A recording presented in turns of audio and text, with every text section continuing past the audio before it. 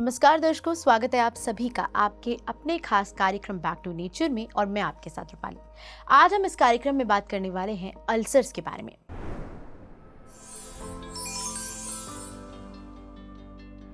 ये क्या हैं, इनके सिम्टम्स क्या हैं, इसके कॉजेज क्या हैं और नेचुरल ट्रीटमेंट के माध्यम से इसे कैसे ठीक किया जा सकता है, आज हम इसके बारे में बात करेंगे।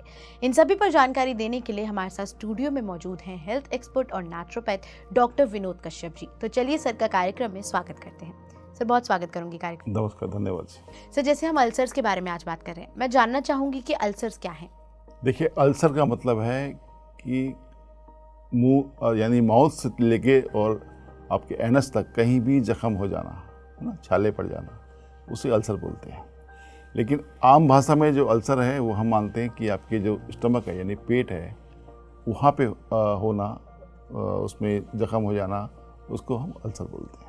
जी सर, जैसे आमतौर पर ये कहा जाता है कि ज़्यादातर जो सुना है वो मुंह में छाले हो जाना सुना है और साथ ही साथ पेट में छाले हो जाना। सबसे पहले मैं जानना चाहूँगी, क्योंकि कोई भी बीमारी जो होती है वो पेट से ही होकर गुजरती है, तो मैं जानना चाहूँगी कि स्टमक अल्सर्स के कारण क्या क्या हैं, क्यों ये होता है।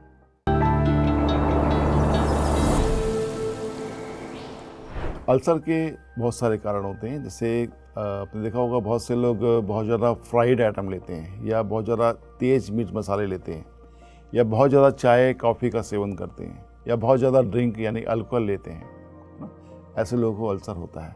या आपने देखा कि बहुत से लोग बहुत ही ज़्यादा गर्म खाना खाते हैं, है ना, या फास्ट फूड ज़्यादा लेते हैं, जैसे चाउमीन है, बर्गर है, पिज़्ज़ा है, ऐसे आइटम जो लेते हैं उन्हें भी अल्सर होने के चांसेस बहुत ज़्यादा रहते हैं।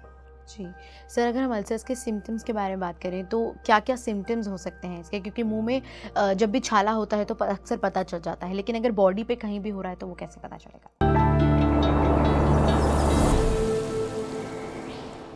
जो लक्षण है, देखिए, दो तरह के अल्सर मेन जो हमें देखने को मिलते हैं। एक तो होता है आपका पेप्टिक अल्सर बोलते हैं आम भाषा में, दूसरा होता है ड्यूरोनिक अल्सर, है ना।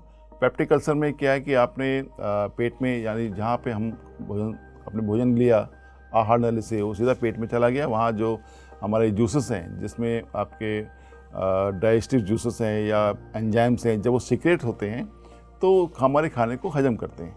लेकिन जब बहुत ज़्यादा आपका खाना ऐसा है कि जो बहुत ज़्यादा तीखा है, मिर्च मसाले वाला है, तो हमारी जो पेट की लेयर होती है उसको नुकसान करता है। तो वहाँ पे अंदर पेट में हमारे जख्म बनने शुरू हो जाते हैं, यानी छाले बनने शुरू हो जाते हैं, या उसकी लेयर हल्की होनी शुरू हो जाती है। तो जब भी हमें कुछ खाते हैं तो पेट में हमें जलन या दर्द शुरू होता है। तो ये हो गया आपका पेप्टिक अल्सर के रूप में। दूसरा होता है जहाँ से हमारा जो स्टमक के बाद जो नली जुड़ती है, जिससे बोलते हैं डेडनम अल्सर, वहाँ पे क्या होता है कि वहाँ भी अल्सर हो जाता है। लेकिन वो अल्सर कैसा है, वो अलग है। उसमें क्या है, जैसे आपने कुछ भोजन किया, आपको पेट में दर्द हुआ या जलन हुआ, तो वहाँ पे अगर आपने कुछ ले लिया, कुछ भी ले लिया, तो आपको वो जो ये अल्सर है, ये आपको उस टाइम आपको रिलीफ मिल जाएगा। लेकिन इस वाले यानी आपको स्टमक वाले अल्सर में क्या होगा, जैसे ही आपने कुछ लिया तो और बढ़ जाएगा। तो दोनों में ये अंतर आता है। जी सर, जैसे हमने दो तरीके के अल्सर्स के बारे में बात की, क्योंकि अक्सर जो भी मुंह में छाले होते हैं वो कुछ वक्त बाद ठीक हो जाते हैं, लेकिन अगर स्टमक अल्सर है या फिर जैसे आपने कहा कि बॉडी पर कहीं पर भी अल्सर है, तो उसे कैसे ठीक किया जा सकता है, इसके लिए नेचुरल ट्रीटमेंट क्या है। हाँ, नेचुरल ट्रीटमेंट में सबसे पहले तो पेशेंट का जो आहार यानी उसका जो डाइटिंग सिस्टम है उसको ठीक करना पड़ता है। क्योंकि हमें पता है कि आपका जो सिस्टम है खाने का, वो आप बहुत तेज़ मसाले या बहुत ज़्यादा फ्राइड आइटम लेते हैं, या आप बहुत ज़्यादा चाय कॉफ़ी लेते हैं, या आप अल्कोहल लेते हैं। सबसे पहले उनको रोकना चाहिए हमें। जैसे हम उस चीज़ को रोकते हैं, पेशेंट को आराम मिलना शुरू होता है। और ठीक करने के लिए इसमें क्या है, हम सबसे ज़्यादा यूज जो करते हैं वो आहार के रूप में वो देते हैं हम लोग उसको अनानास का जूस। अनानास का जूस देते हैं नंबर 1। नंबर 2 देते हैं पेठे का रस। जिस पेठे से मिठाई बनती है, पेठा बनता है, उसका रस, वो बहुत ही अच्छा रामबाण का काम करता है। जैसे कभी दिन में 2 बार देंगे तो आप देखेंगे कुछ समय बाद उसके जो अल्सर है वो हील करना शुरू कर देते हैं। लेकिन हील तब करेगा जब व्यक्ति जो उसको हमने बताया कि क्या चीज़ नहीं खानी, तब हील करेगा। यानी अगर वो अनानास का जूस भी ले रहा है और साथ में पेठे का रस भी ले रहा है, लेकिन उसने अपने खाने के सिस्टम को ठीक नहीं किया, तो फिर ठीक होना बड़ा मुश्किल होता है। इसके साथ साथ हम लोग क्या करते हैं, पेट पे ठंडे पानी की पट्टी रखते हैं, यानी इस अपने अपर एब्डोमेन पर, जिसे एपिगैस्ट्रियम रीजन बोलते हैं। और दूसरा मिट्टी की पट्टी, नेचुरोपैथी में हम लोग उसको मिट्टी की पट्टी का यूज़ करते हैं, जो लगभग आधे घंटे रखी जाती है पेट पर। उससे क्या रखने से फ़ायदा क्या होता है, जो हमारा स्टमक है वहाँ पे ब्लड सर्कुलेशन बढ़ता है, और जो हमारे जो जख्म अंदर यानी अल्सर्स हैं उसको हील करना शुरू करता है। तो ये कुछ नेचुरल रेमेडी जिसका हम प्रयोग करते हैं, ये की जाती है। जी सर, जैसे हम अल्सर्स के बारे में बात कर रहे हैं, मैं जानना चाहूँगी इसका रिस्क फैक्टर कितना है, ये कितना घातक हो सकता है? देखिए, बहुत लंबे समय तक, क्योंकि ऐसा माना गया है कि यदि नॉर्मल अल्सर है ना, कि केवल खाने पीने से, चाय कॉफ़ी से, ड्रिंक से है, तो कोई खतरा नहीं है। यदि एक होता है एच पाइलोरी, यानी हेलिकोबैक्टर पाइलोरी नाम का एक बैक्टीरिया होता है, और ये बहुत कम लोग समझ पाते हैं कि उसको जो दिक्कत हो रही है वो केवल खाने पीने से हो रही है या उस बैक्टीरिया की वजह से हो रही है। अगर वो बैक्टीरियल इन्फेक्शन है तो अल्टीमेटली आपको जख्म बढ़ते जाएंगे, और कहीं ना कहीं वो ऐसे बोलते हैं कि इनको पेट का कैंसर हो गया, तो उस रूप में भी पहुंच सकता है यदि सही समय से डायग्नोज ना किया जाए। तो हेलिकोबैक्टर पाइलोरी यानी एच पाइलोरी यदि बैक्टीरिया है और उस कारण से अल्सर है, तो वो ज़्यादा खतरनाक है। इसलिए प्रॉपर ट्रीटमेंट उसका ढंग से हो जाना चाहिए। समय रहते ट्रीटमेंट कर लेते हैं तो आप देखेंगे आप सही हो सकते हैं। यदि नहीं करा तो समस्याएं आगे बढ़ सकती हैं। सर, जैसे जो बैक्टीरिया का नेम आपने लिया, मैं जानना चाहूँगी कि क्यों किसी को भी ये बैक्टीरिया जो है अटैक कर सकता है, क्योंकि ये काफ़ी ज़्यादा, जैसे आपने बताया कि इसके साथ कैंसर भी हो सकता है, स्टमक कैंसर, तो ये बैक्टीरिया कब अटैक करता है? जो भी हम खाते पीते हैं ना, भोजन करते हैं, बैक्टीरिया उसी से पहुंचता है, और ख़ास तौर पर पानी से। तो पीने का पानी का ध्यान रखें, क्योंकि जब हम सफ़र में होते हैं तो हमें मजबूरी में कहीं भी पानी पीना पड़ता है। वैसे तो लोग अभी बहुत कॉशस मतलब ध्यान रखते हैं पीने का पानी का, लेकिन सफ़र में है या किसी के घर हम जाते हैं या वो कौन सा पानी दिया हमें नहीं पता लगता। खासतौर पर पानी का ध्यान रखें। दूसरा, खाने पीने का ध्यान रखें। बाहर का जो खाना है, हम देखते हैं रेस्टोरेंट में या किसी होटल में, ढाबे में हम भोजन करते हैं, वहाँ वो भोजन किस प्रकार से तैयार हो रहा है हमें नहीं जानते, उसमें क्या चीज़ पड़ रही है हमें नहीं जानते, वो भोजन ताज़ा है या बासी वो भी हमें नहीं पता। तो ये सब चीज़ें जो कारण बनते हैं उस एच पाइलोरी बैक्टीरिया के, जिस कारण से वो बैक्टीरिया हमारे पेट में पहुंचता है और हमारी जो स्टमक की लेयर है उसको नुकसान करता है। अल्टीमेटली वहाँ जख्म बनते हैं, जिसे हम बोलते हैं अल्सर। सर, जैसे हमने नेचुरल ट्रीटमेंट के बारे में बात की, आपने खान पान में भी बताया कि जूसेस ले सकते हैं, पाइनएप्पल ले सकते हैं। मैं जानना चाहूँगी कि खान पान में और क्या कुछ बदलाव ला सकते हैं? यदि अल्सर आपको है या ये डायग्नोस हो गया कि आपको अल्सर है, और जब भी आप कुछ खाते हैं तो खाने के बाद आपके पेट में दर्द होता है, यानी आपका वो पेप्टिक अल्सर है, ठीक है। तो उस रूप में आपको जो बताया खाने के लिए हमने कि पाइनएप्पल जूस हो गया या पेठे का रस हो गया, ऐसा इसको प्रयोग करेंगे। इसके साथ साथ आपको कोशिश करें कि हफ्ते में एक दिन आप फास्ट करें। फास्ट मतलब उस दिन आपने अनाज नहीं लेना, अनाज हुआ, दालें हुई, ये सब नहीं लेना। आपने लेना क्या है, केवल जूस लेना है या लिक्विड डाइट पे रहना है। लिक्विड में क्या है, लिक्विड में आपके जूसेस हो गए, साथ साथ सेमी सॉलिड भी कर सकते हैं, जैसे खिचड़ी है, दलिया है, ऐसे आइटम लें। और जो भी खाएं वो गर्म नहीं खाना, क्योंकि ऑलरेडी अंदर जख्म है। जैसे आप ठंडा भोजन लेते हैं तो आपको पेट में आराम मिलना शुरू होगा, और लंबी प्रक्रिया है इसको, क्योंकि अल्सर 2-4 दिन में ठीक नहीं होता, और इसके लिए कोई ऐसे मेडिसिन भी नहीं है कि वो दवा आपको ठीक कर देगी। क्योंकि वो ठीक आपका केवल अपना खान पान ही करेगा, और उसके साथ में आपकी बॉडी की जो इम्यूनिटी है वो उसको ठीक करती है, क्योंकि हमारी बॉडी हमें अपने आप हील करती है। इसके लिए कोई दवाएं हमें ठीक नहीं करती, हमारी बॉडी ठीक करती है। इसलिए अपने खान पान को जब हम ठीक करेंगे तो अपने आप ठीक होते चले जाएंगे। जी सर, जैसे हमने खान पान के बारे में बात की और हमने ये जाना कि क्या कुछ हमें खान पान में लेना है, मैं जानना चाहूँगी कि जब हमें अल्सर हो जाता है, जैसे आपने कहा गर्म चीज़ें नहीं ले रही हैं, और क्या कुछ अवॉइड करना है इसमें? कई लोग देखा है ना कि वो दिन में 3 बार, 4 बार, 5 बार कभी भी कुछ ना कुछ खाते पीते रहते हैं, यानी कुछ कभी नमकीन ले लिया, कभी बिस्कुट ले लिया। तो इन चीज़ों से बचना चाहिए हमें अपने भोजन को एक संयमित, नियमित रूप से लेना चाहिए। जो समय आपके भोजन का उस समय से लेना चाहिए, क्योंकि कई बार देखा गया कि ब्रेकफास्ट का समय मान लीजिए आपका 8 बजे का है और आप ले रहे हैं 10 बजे, और लंच का समय आपका 2 बजे का, आप ले रहे हैं 4 बजे, और डिनर का समय आपका 8 बजे का और ले रहे हैं आप 11-12 बजे। तो इन चीज़ों से बचना चाहिए। आपका जो भोजन है उसको एक समय से आप नियमित करें, यानी जो समय तय किया उस समय लें, और रात्रि का भोजन अल्सर पेशेंट के लिए रात का भोजन जहर के समान है। ख़ास तौर पे उसमें आपको दाल हैं, राजमा है, जितने भी ये साबुत अनाज होते हैं, चना है, जिससे भी एसिड बनता है, वो आपको छोड़ना चाहिए, बंद करना चाहिए कुछ समय के लिए।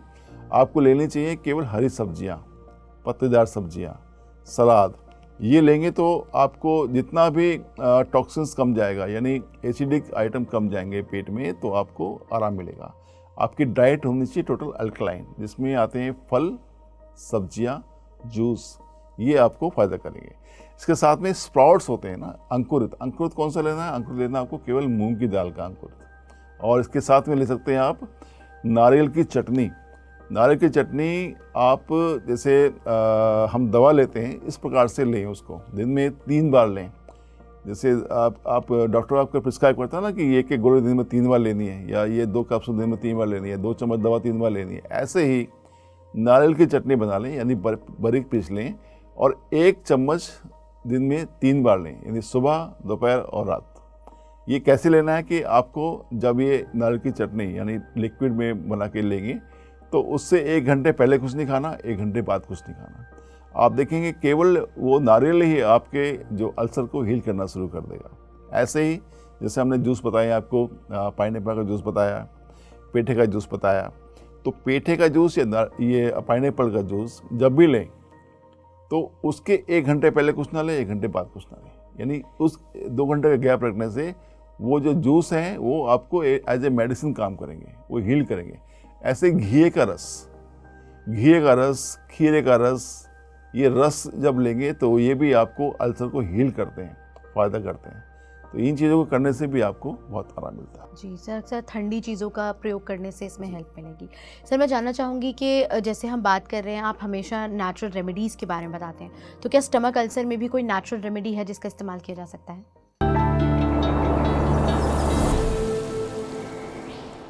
मैंने बताया ठंडे पानी की पट्टी बहुत अच्छा इसमें रोल है। ठंडे पानी की पट्टी या मिट्टी की पट्टी।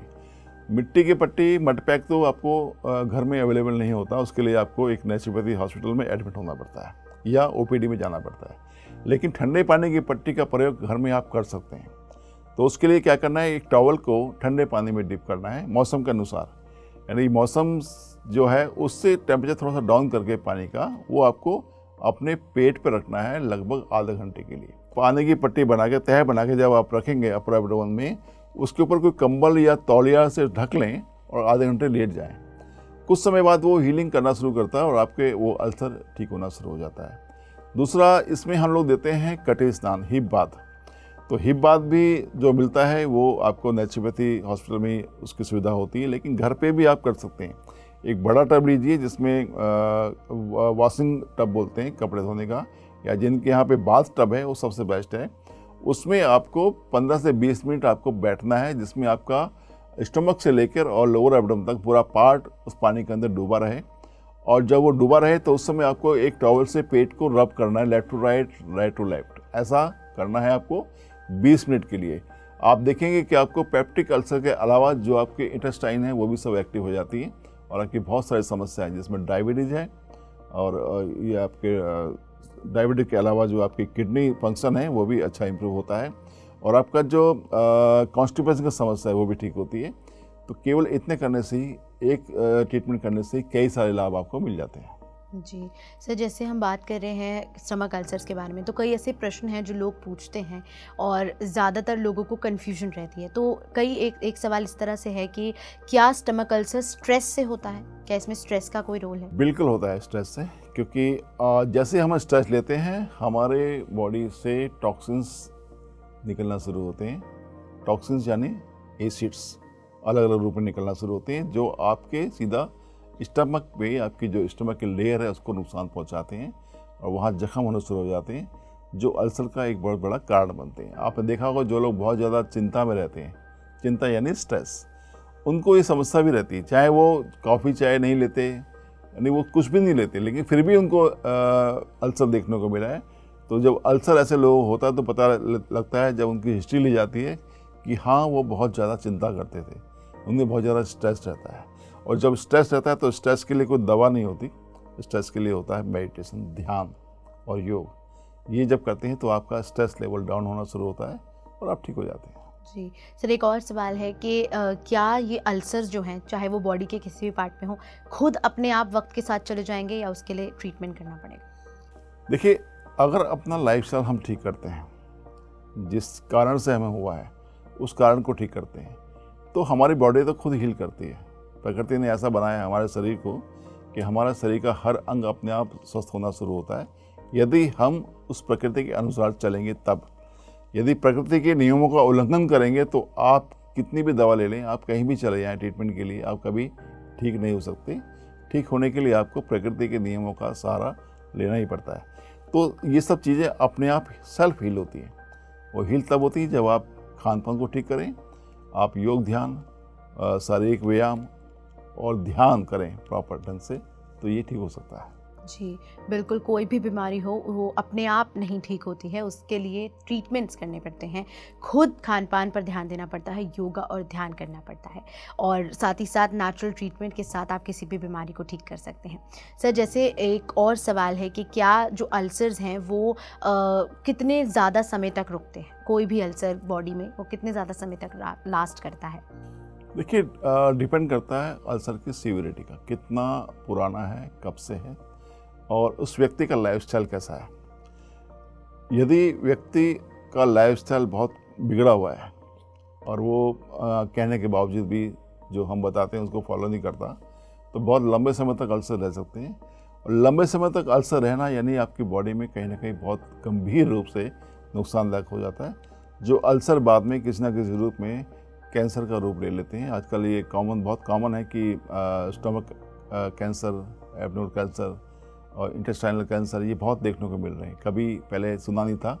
और इवन जो हमारी आहार नली है यानी उसके भी कैंसर बहुत देखने को मिल रहे हैं। तो लंबे समय तक जब रहते हैं तो वो समस्याएं गंभीर हो सकती हैं, और उसको ठीक करने का उपाय ये है कि हम जो आपको तरीके बताए हैं उसको यदि आप ढंग से पालन करते हैं तो आप जल्दी ठीक हो सकते हैं। जी सर, जैसे आपने कहा कि अल्सर्स को ठीक करने के लिए हमें फास्टिंग भी करनी चाहिए और साथ ही साथ रात का भोजन जो है उसे स्किप करना चाहिए। मैं जानना चाहूँगी इसमें इंटरमीडिएट फास्टिंग कितना ज़्यादा हेल्प कर सकता है?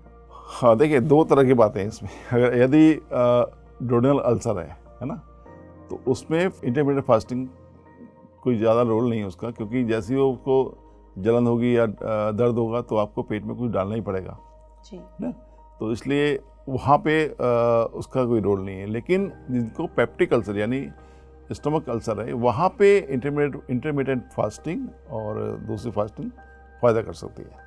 और फास्टिंग के रूप में केवल भूखा नहीं रहना आपको। फास्टिंग का मतलब ये नहीं कि कुछ नहीं खाना, यानी फास्टिंग यानी कुछ नहीं खाने वाली फास्टिंग जो हम लोग नेचुरोपैथी में कराते हैं वो प्रॉपर गाइडेंस में, एक प्रॉपर डॉक्टर के गाइडेंस में होती है, जहाँ हम लोगों को 1 हफ्ते से लेके और 20 दिन तक, महीने तक उपवास पे रखते हैं। लेकिन वो प्रॉपर उसका सिस्टम है, फास्टिंग शुरू करना, बीच में और लास्ट में ख़त्म करना, ये पूरा एक साइंटिफिक वे है। वो फास्टिंग केवल एक नेचुरोपैथी हॉस्पिटल में ही डॉक्टर की देख रेख में की जाती है। और घर पे जो फास्टिंग कर सकते हैं उसमें आपको लिक्विड डाइट जैसे नींबू पानी हो गया, जूसेस हो गए, इस पे रहें। और लगता है कि आप जूसेस पे या नींबू पानी में नहीं रह सकते तो आप फ्रूट्स लें। फ्रूट्स मतलब जो फ्रूट्स मौसम में आ रहे हैं यानी सीजनल फ्रूट्स, और सलाद लें। सलाद भी बहुत बारीक काटना पड़ता है, यानी कि मोटा मोटा सलाद नहीं, बहुत बारीक काटना पड़ता है। और जब भी आप सलाद या फल या अनाज जो भी लेते हैं उसको प्रॉपर चबाना चाहिए। यानी 32 बार हमने जैसे हम लोग जानते हैं कि हमारे मुंह में 32 दांत होते हैं, और हमारे जो पुरखे थे बताते थे कि हमें अपने भोजन को 32 बार चबाना चाहिए। जब हम उसको चबाते हैं तो हमारे उस लार में टाइलिन नाम का एक एंजाइम होता है जो हमारे भोजन को डाइजेस्ट करता है, हजम करता है। यदि आपने ढंग से भोजन को चबाया नहीं, इवन चाहे वो भोजन है या फल है या सलाद है, यदि ढंग से चबाएंगे नहीं तो वो डाइजेस्ट नहीं होगा। अल्टीमेटली क्या है कि वो पेट में पड़ा रहेगा, सड़ेगा, और सड़ेगा तो उससे क्या टॉक्सिन्स पैदा होंगे जो आपको अल्सर की तरफ लेके जाते हैं। जी सर, जैसे हमने बात की कि स्ट्रेस से अल्सर्स बढ़ सकते हैं, और स्ट्रेस का आपने रीज़न बताया कि मेडिटेशन हम उसको ठीक करने के लिए कर सकते हैं। मैं जानना चाहूँगी क्या योगा का भी इसमें रोल है, और क्या स्टमक अल्सर या फिर अल्सर किसी को भी बॉडी पे हो जाता है तो योगा उसमें हेल्प कर सकता है? योग में हम इसमें प्राणायाम, अनुलोम विलोम तो करते ही हैं साथ में, भस्त्रिका और कपालभाति का बहुत अच्छा रोल है, क्योंकि ये दोनों क्रियाएं आपके स्टमक को पूरा एक्टिव करती हैं। एक्टिव यानी उसमें पूरा उसको स्टिमुलेशन करती हैं, और उसमें भस्त्रिका कपालभाति यदि करते हैं तो आपको बहुत आराम मिलता है। लेकिन भस्त्रिका कपालभाति दोनों क्रियाएं किसी अच्छे योग एक्सपर्ट के देखने पर शुरू करने चाहिए। यदि आप योग नहीं जानते, आपने नहीं करा, तो मेरी सलाह है कि आप जब भी कभी ऐसी क्रिया करें, एक बार अच्छे योग एक्सपर्ट से उसको समझ लें, उसके सामने करें और फिर उसका अभ्यास करें। ये नहीं कि हमें एक बार में 200 करने हैं या 300 करने हैं या 500 करने, नहीं। आपकी शारीरिक क्षमता डिपेंड करती है, आपकी मानसिक क्षमता डिपेंड करती है कि आप कितना कर सकते हैं, और ये पहचानने के लिए एक योग एक्सपर्ट ही पहचान सकता है, वही आपको सलाह देगा। तो कभी भी ऐसी योग की क्रियाएं जो कठिन क्रियाएं होती हैं वो किसी अच्छे योग एक्सपर्ट की सलाह से करनी चाहिए, उसकी देखरेख में करनी चाहिए। सर, जैसे हमने खान पान के बारे में बात की और लाइफस्टाइल में क्या चेंज लाना है उस बारे में बात की, मैं जानना चाहूँगी वो दर्शक जो इस दौरान घर में बैठे हैं और उन्हें अल्सर जैसी समस्या हो गई है, तो वो कैसे अपनी किचन में जाकर ही इस समस्या को ठीक कर सकते हैं? बहुत अच्छा सवाल है आपका, क्योंकि जो भारतीय किचन है वो अपने आप में एक चलता फिरता औषधालय है ना। तो हमारी दादी नानी जो थी वो हमें घर में ही ठीक करती थी। उस समय हम कभी डॉक्टर के पास नहीं जाते थे, ऐसा हमारे जो बड़े बुजुर्ग बताते हैं। तो सबसे पहले अल्सर के लिए सबसे बेस्ट जो है वो है सौंफ। सौंफ हमारे घर में मिलती है। 2 चम्मच सौंफ को रात को भिगो दें कांच के गिलास में, और सुबह उसमें 1 लीटर पानी डाल दें। 1 लीटर पानी डाल के उसको बॉईल करें। जब वो पानी 1/3 रह जाएगा तो ठंडा करके उसको भर लें, और दिन में कई बार पिएं उसको, है ना। कभी भी आपको लगता है पेट में दर्द हो रहा है, जलन हो रही है, खट्टी डकार आ रही है, आप तुरंत निकालें आधा कप और ठंडा ऐसे पी लें। आपको पहला ये। दूसरा, जीरे का पानी, जैसे जीरा वाटर, जैसे सौंफ वाटर ऐसे जीरा वाटर बनता है। जीरा 2 चम्मच 1 गिलास कांच के गिलास में भिगो दें रात को। सुबह उसमें 1 लीटर पानी डालें, बॉईल करें, उबर के रख लें। उसको भी आप दिन में कई बार पी सकते हैं। जैसे आप पानी पीते हैं ऐसे उसको पीते रहें एक दिन में कई बार। तीसरा बहुत इंपॉर्टेंट है, वो है 3 चीज़ें मिलाते हैं हम लोग इसको। इसमें एक होता है जीरा, अजवाइन और सौंफ, यानी 100 ग्राम सौंफ, 100 ग्राम जीरा और 100 ग्राम अजवाइन। इन तीनों चीज़ को एक तवे पर हल्का सा भून लें। हल्का सा भूनना है ताकि उसका जो मॉइस्चर है वो निकल जाए। और उसमें डालेंगे 5 ग्राम हींग। हींग अच्छी क्वालिटी की होनी चाहिए, क्योंकि हींग में भी मिलावट होती है। तो अच्छी क्वालिटी की हींग 5 ग्राम। जब ये भून जाए तो उसको मिक्सी में बारीक पीस लेंगे, और उसमें आपके स्वाद के अनुसार उसमें डालेंगे काला नमक। तो ये आपका एक तरह से पाउडर बन जाएगा, यानी ये आपका चूर्ण बन जाएगा। जब भी आप भोजन करें, भोजन करने के आधे घंटे बाद 1 चम्मच वो चूर्ण मुंह में डाल लें और हल्का सा गर्म पानी पी लें। तो आप देखेंगे आपकी गैस्ट्रिक की समस्या, अल्सर की समस्या, कॉन्स्टिपेशन की समस्या, ये केवल घरेलू चूर्ण से ठीक हो सकती है। बहुत ही साधारण सा उपाय है, इसे आप करें और आप ठीक होना शुरू हो जाएंगे। जी बिल्कुल सर, आप हमारे कार्यक्रम में जुड़े और अल्सर्स के बारे में बात की, उसको कैसे ठीक किया जा सकता है, नेचुरोपैथी ट्रीटमेंट क्या है, इसके लिए आपका बहुत बहुत धन्यवाद। धन्यवाद जी। तो दर्शकों, हमारे आज के कार्यक्रम में हमने अल्सर्स के बारे में बात की। बॉडी में कहीं भी जब अल्सर हो जाते हैं तो वो किस कारण की वजह से होते हैं, उसके सिम्टम्स क्या होते हैं, और साथ ही साथ नेचुरोपैथी के माध्यम से उसे कैसे ठीक किया जा सकता है, खान पान पर कैसे ध्यान दिया जा सकता है, आज हमने इसके बारे में बात की। उम्मीद है आपको आज जानकारी मिली होगी। कार्यक्रम के लिए इतना ही। साथ ही दर्शकों, अगर आप हमारा ये कार्यक्रम टीवी पर देख रहे हैं तो हमारे यूट्यूब चैनल को ज़रूर सब्सक्राइब करें, और अगर यूट्यूब पर देख रहे हैं तो हमारे बाकी सोशल मीडिया प्लेटफॉर्म्स को ज़रूर फॉलो करें। नमस्कार।